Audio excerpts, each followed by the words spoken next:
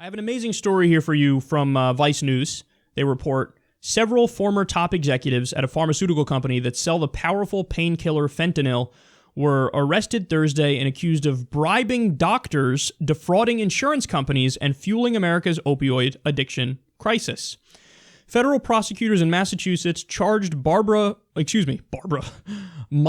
how did I get Barbara from that? Oh, here it is. Michael Babich. Babich just threw me off and randomly threw in a Barbara. Charged Michael Babich, the 40-year-old former CEO of Insys Therapeutics, with conspiracy to commit racketeering and a range of other crimes related to sales of Subsys, a sublingual fentanyl spray intended for cancer patients experiencing severe pain. Okay, so basically what was happening is, among other crimes, you had these pharmaceutical executives bribing doctors to overprescribe fentanyl. Now, why is that a really, really big issue? Because fentanyl is basically as dangerous a drug as you can get.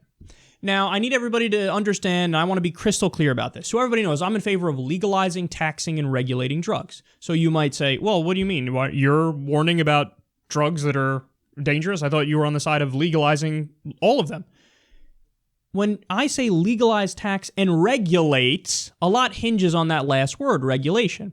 So yes, I'd legalize drugs, but that doesn't mean that, for example, crocodile would be legal in its current state because crocodile makes it so that people die like within a year of taking it. The way it's cut with toxic chemicals and poisonous shit makes it so that people's skin literally rots off.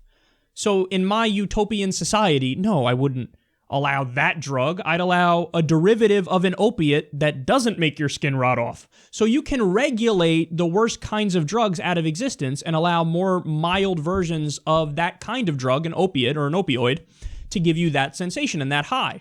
So I wouldn't have crystal meth legalized. Because, again, there are huge downsides to that. And you've seen the stories, I'm sure, of people's fucking skin looking gross and their teeth about to fall out because of the way it's cut and the way it's made. So what you do is you legalize a more mild form of a stimulant and have that. So, yes, there's a lot that you regulate in it. So anyway, this is a long way of me saying for fentanyl, it is one of the most dangerous drugs. Why? Well, fentanyl is a synthetic opioid that's about 100 times more powerful than morphine and 40 times more powerful than heroin. All right, so when you break your leg in a car accident and you go to the hospital, they give you morphine. And guess what? You don't feel the pain. You want to know why? Because they gave you morphine. And morphine numbs that bitch right up. Your whole body. You feel, it's like a euphoric kind of high, but it is, if morphine is powerful enough where it's fairly incapacitating. If you have morphine, you're just going to lay there. Heroin, same thing. Apparently, heroin's a little more strong than morphine, which, by the way, I didn't know. I was under the impression morphine and heroin were basically the same thing, and they are. But I guess heroin's a little more powerful. So that's super duper duper powerful shit, man, where it'll incapacitate you and you'll feel good and it'll dull your pain, but it incapacitates you. There's a drug that exists that's 100 times more powerful than morphine and 40 times more powerful than heroin. Oh, no. You know who needs that? Almost nobody.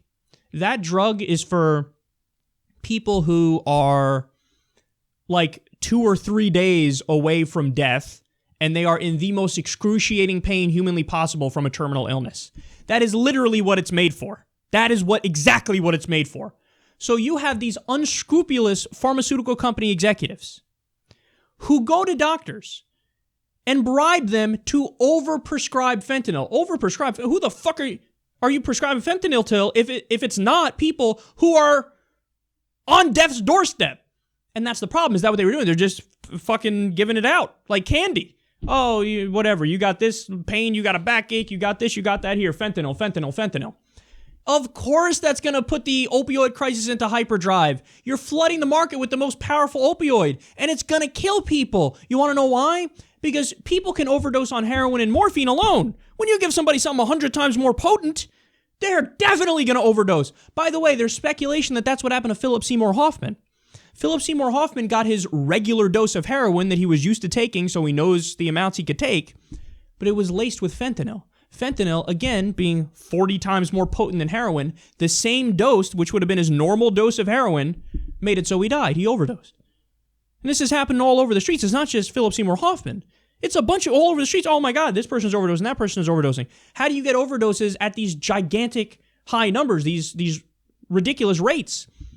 Because a lot of the shit is laced with fentanyl, because they flooded the market with fentanyl, because pharmaceutical companies bribe the doctors to overprescribe it. So people like the drug addicts, I know that there's a lot of propaganda and people think like, oh, drug addicts, they got no control or anything. They actually kind of know the dose that gets them high and, so, and I'm not excusing it. I'm just saying that they're kind of aware of it. So when you have all these overdoses, it's not because they all just randomly had too much one day. It's because it's laced with some fucked up shit, probably fentanyl in almost every case. So now they're cracking down on these pharmaceutical executives because this was an unscrupulous move, and they probably didn't even understand the consequence of their actions. They probably didn't even get it. That, oh no, you're going to like kill a lot of people because this drug should really not be used by anybody except in the latest stages.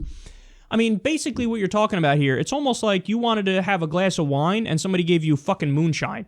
Like, what's moonshine's the one that's 100 proof or whatever? Is it like 100% alcohol, which would mean 200 proof? I don't know. It's the super powerful one. But like you want wine and they give you moonshine, but you don't know because in this example, the moonshine would taste like the wine. So you got 3 glasses of wine, which you'd normally be okay with, and you die. You get alcohol poisoning. That's what this is like. And they're doing it for fucking profit. They're doing it for profit. So yes, they should go to jail, and yes, they should crack down on this, and of course, you need to have regulation of the drug marketplace. Even though I want to legalize, tax, and regulate drugs, a lot hinges on that last word, regulation. Because if you legalize it, then you can regulate the worst in existence out of existence. And see, this is what's happening here. So these guys were a pharmaceutical company, legitimate. Now they caught them. They know they were overprescribing to doctors, and hopefully they're going to go to jail because they bribed the doctors and they did insurance fraud and a whole bunch of other problems.